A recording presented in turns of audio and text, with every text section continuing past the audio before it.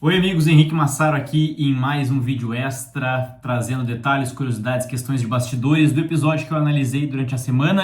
Essa semana foi o quinto episódio de The Sopranos, saiu um pouquinho mais tarde, postei no YouTube recém na quinta-feira, mas o importante é que a gente está mantendo aí a frequência semanal. Eu fico muito feliz de estar conseguindo fazer isso, porque eu vejo todo dia o retorno de vocês nos comentários e tal, uma coisa que eu nunca tinha experienciado antes. Tenho vídeos aqui no YouTube que tem bastante visualização, mas que nunca tinha tido esse retorno das pessoas como eu tenho com os vídeos de Sopranos. Então, tenho certeza que vocês aí que me acompanham, se um dia esse canal virar e se tornar mais conhecido, eu vou lembrar de cada um de vocês, porque vocês são muito importantes. Inclusive, para você aí que quer ajudar esse canal a se tornar um canal maior, a que eu possa me dedicar cada vez mais, de repente fazer análise até de outras séries, com essa mesma dedicação que eu tenho com Sopranos, com esse mesmo carinho, sem apostar num conteúdo mais barato e rápido e que todo mundo faz, eu realmente acredito que eu faço uma coisa diferente aqui, e eu acho que vocês acreditam também. Vocês têm uma maneira de me ajudar, que é se tornando membros aqui entrando para o clube de membros aqui do canal. Se tornando membros ficou errado.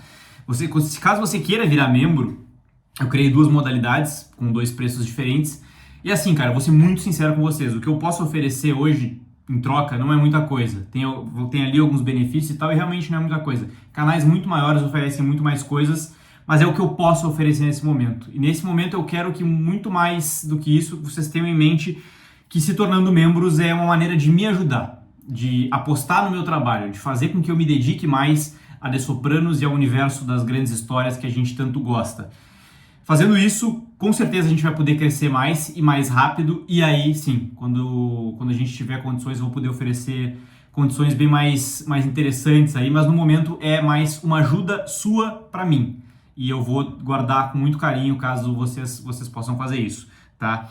Hoje eu tô só pedindo, mas um dia a gente vai estar entregando ainda mais, com certeza, se a gente se unir nessa comunidade cada vez mais forte. Mas chega de pedir, tá aqui, é só clicar em Seja Membro para conhecer um pouco mais.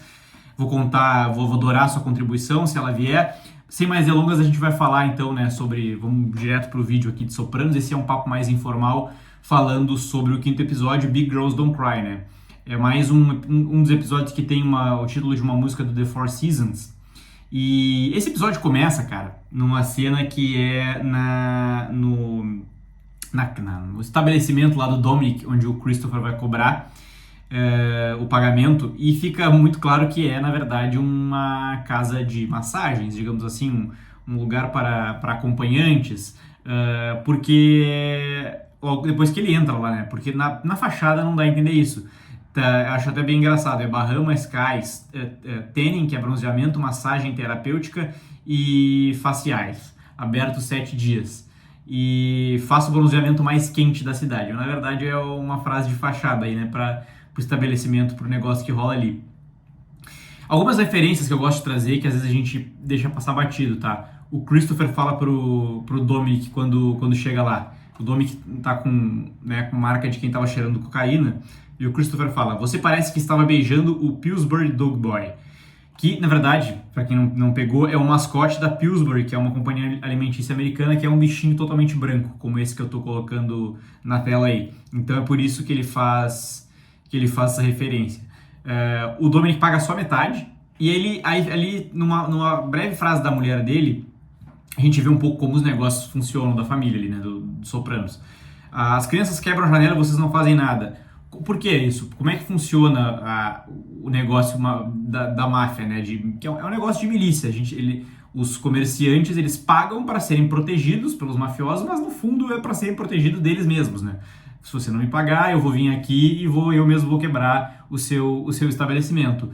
E aqui ela está deixando claro, se ela está falando a verdade, que eles não têm eles nem têm dado essa contrapartida. Tipo, eles estão sofrendo com problemas da vizinhança ali, eles pagam e a família Soprano não resolve, não dá a segurança que é o que deveria dar. Não sabemos se é verdade ou não, né? Porque tem essa questão aí, mas é uma frase bem rápida que é um pouco interessante para a gente entender essa dinâmica. No restaurante onde estão jantando Tony, Paulie e Silvio, acontece durante a conversa acontecem alguns momentos interessantes e até engraçados, tá? E naquele jeito que só Soprano sabe fazer, né? Inclusive meio constrangedores.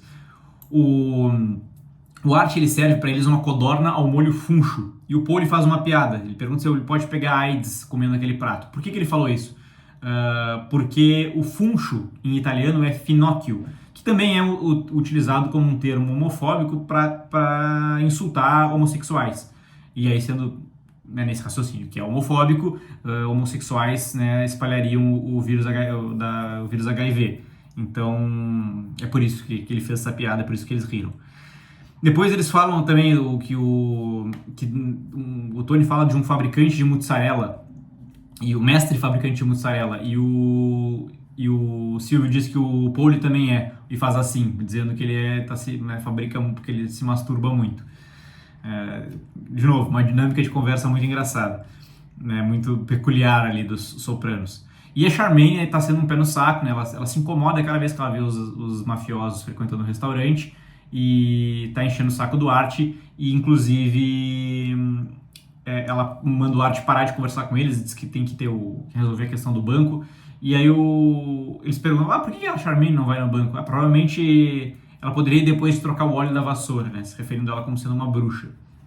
Então são piadinhas aí que rolam nessa dinâmica entre os três que são interessantes de comentar.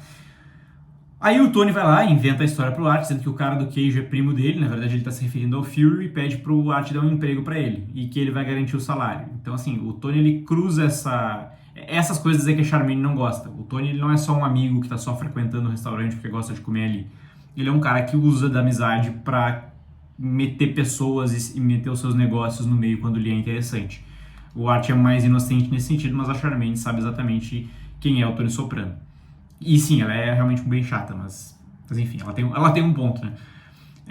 O Christopher vai pra aula de escrita de atores e eu acho engraçado que ele chega e a gente vai falar um pouco mais sobre essa dinâmica dele aí, mas é engraçado que ele chegou, ele não tem nem caderno e caneta, né? Ele pede pra menina que tá do lado, ela dá uma folha pra ele e ele vai anotar as coisas naquela folha. E ele não se identifica como Christopher Moltisanti, né? Isso é um ponto curioso. Ele se identifica como Chris McAvity. Eu não sei se haveria problema ele se identificar com o nome correto, mas talvez entre um pouco naquela coisa dele achar que ele já é um criminoso conhecido. Então ele dá outro nome. E aí ele comenta que, quando ele vai falar, ele comenta que a namorada deu o curso de presente, né? A Adriana deu o curso pra ele, e que ele tentou escrever e comprou até um livro, que se não me engano era Seja um Escritor em 12 Dias, não sei o que, um número X de dias, ele fala que ele não conseguiu e todo mundo dá risada, porque é óbvio que a pessoa não vai conseguir, mas pra ele aquilo é realmente surpreendente. O Christopher é um cara que quando ele compra um livro com esse título, ele realmente acha que ele vai aprender a escrever naquele número de dias. E como a gente já viu, ele escreve realmente muito mal, né? Ele tem essa paixão pelo cinema, ele tem essa vontade de ser um cara do cinema, que ele vai exercitar mais pra frente, de uma outra forma, mas ele escreve muito mal, né? A gente vê o Tony, o Pauli e... Aliás, a gente vê o Tony e o Pauli conversando, né, no memorial lá do Lou Costello. E, na verdade, essa conversa é para dizer que o Fury tá vindo de Nápoles e ele tá também promovendo o Pauli. O Pauli passou a ter um grau de importância maior dentro da organização, ficou muito feliz. E aí ele disse que ele e o Silvio estão no mesmo patamar agora e o Pussy fica para trás, assim como o Fury ele responde diretamente para os caras. A gente não sabe exatamente o que isso quer dizer, mas...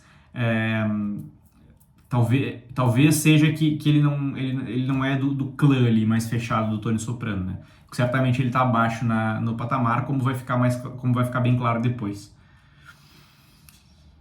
O Tony, essa cena é engraçada também, ele encontra o Rich e a April na casa da mãe dele junto com a Janice, né? Vendo que os dois estão se relacionando de novo, a gente entende, já foi falado em outros episódios, que eles tiveram um relacionamento quando eram mais jovens.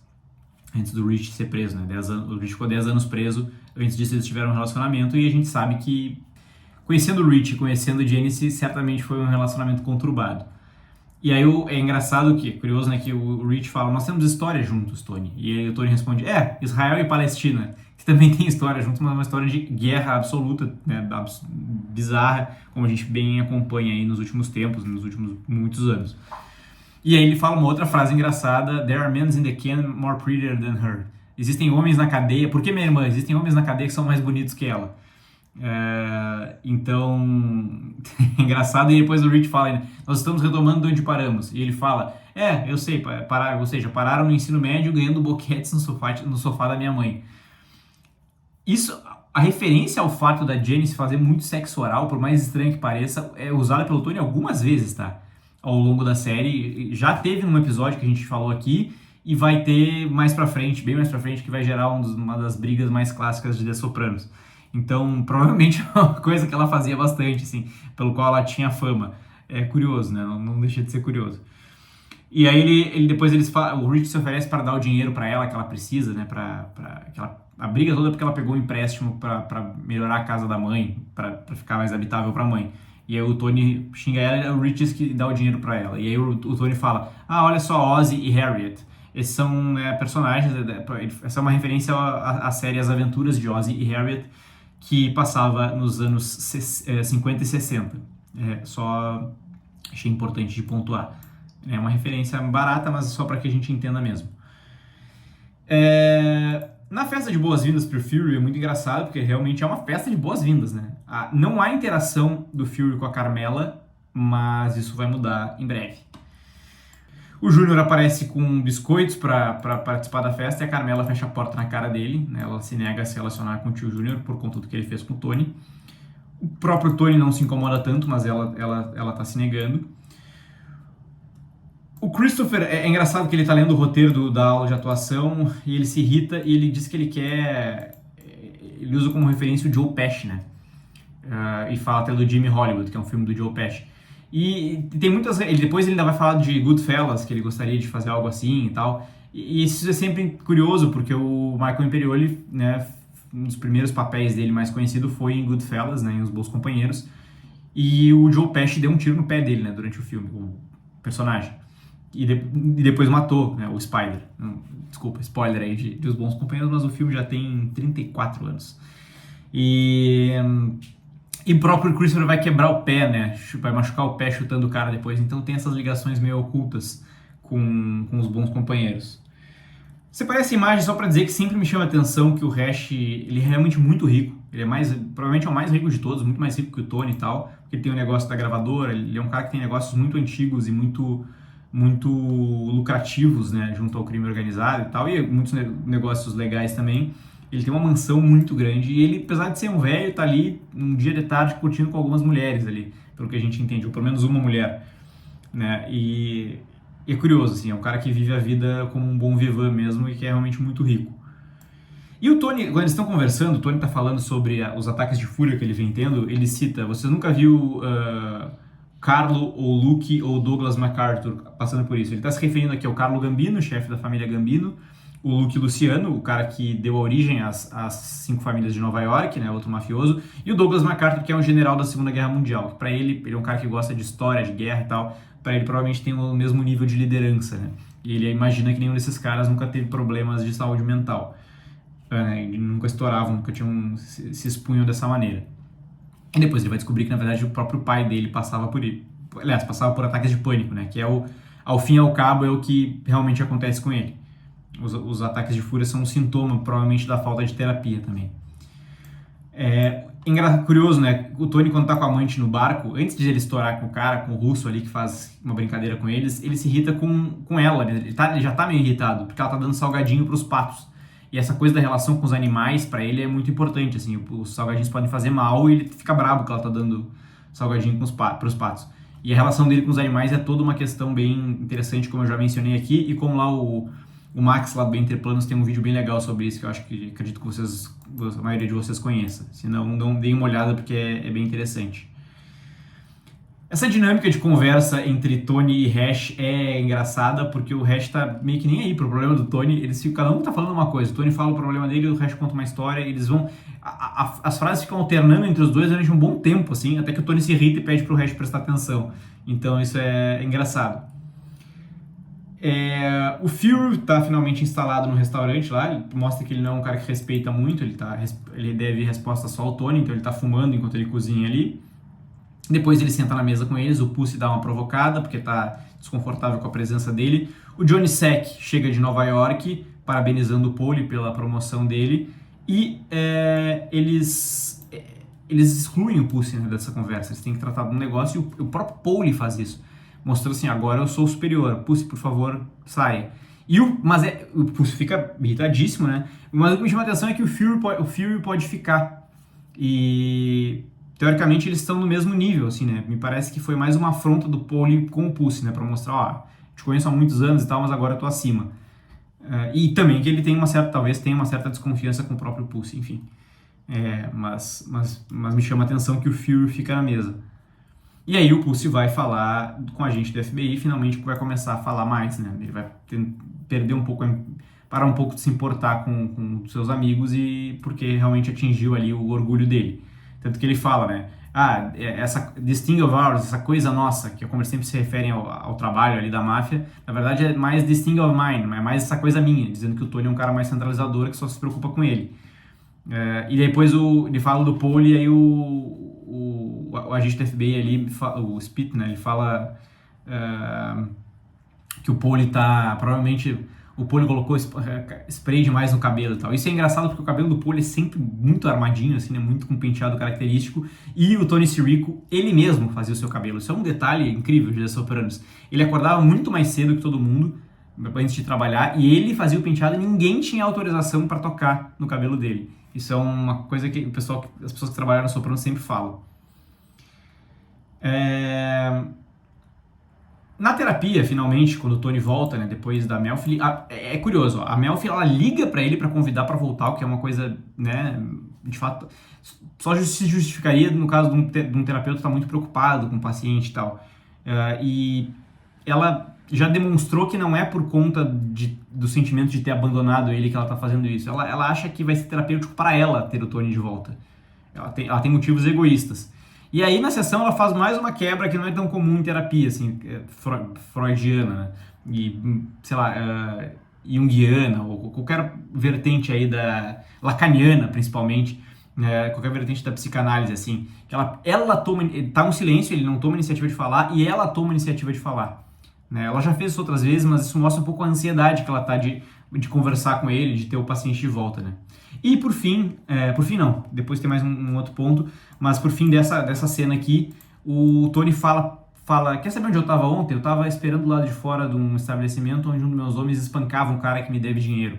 Ele faz isso para chocar a Melfi, porque ele sabe que ela não gostava assim, de ouvir detalhes da vida criminosa dele. Só que ele não consegue, ela vê que ele está fazendo isso e ela insiste, então como é que tu te sentiu? Vamos falar sobre isso. E ele fala, eu queria que fosse eu lá dentro. E aí ela tem a sacada brilhante, batendo ou apanhando? E o Tony percebe que ela teve essa sacada porque ele dá uma risadinha, assim, ele não fica bravo com ela. Isso mostra que também, como eu disse no meu vídeo de análise, as coisas às vezes não são tão simples quanto ele gostaria. Mesmo tendo um pai que tinha ataques de pânico, não é simplesmente lá, é uma coisa genética, vou tomar um remédio e resolver. Não, ele vai ter que cavar, vai ter que tirar camadas ali para conseguir chegar no cerne do problema e ter um controle maior sobre a vida dele, que é o que ele quer, né? A última cena, então, aí sim, o Christopher jogando os roteiros dele no lixo, inclusive os disquetes, né? Não sei quem aí conheceu, mas antigamente se salvava tudo em disquete. E é o precursor dos pendrives, dos HD externos, só que cabendo muito menos quantidade de arquivos. E ele, cara, não deixa de ser triste essa cena, né? Porque era o grande sonho dele, né? Apesar de ele escrever muito mal, ele vê que para viver isso ele vai ter que se entregar de uma maneira que ele talvez não esteja pronto. E aí ele acaba jogando tudo fora e ele só, se não me engano, só vai se reconectar com essa coisa do cinema mais pra frente, quando ele vai produzir um filme e tal. E depois a gente entra mais nisso. Mas beleza, era isso que eu tinha pra dizer. Deixem um like aí no vídeo, comentem o que acharam desse vídeo extra. Esses vídeos são sempre muito legais pra gente poder conversar um pouco mais sobre The Sopranos. Beleza, gente? Até o próximo vídeo e tchau!